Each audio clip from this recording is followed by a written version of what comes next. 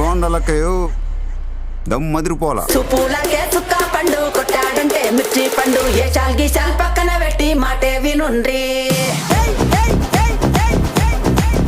రమణ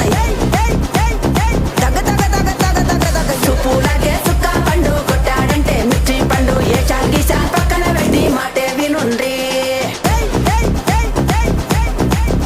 రమణ సుపూలకే చుక్క పండు కొట్టాడంటే మిర్చి పండు ఏ చాల్ గీసాల్ పక్కన పెట్టి మాటే వినుండ్రి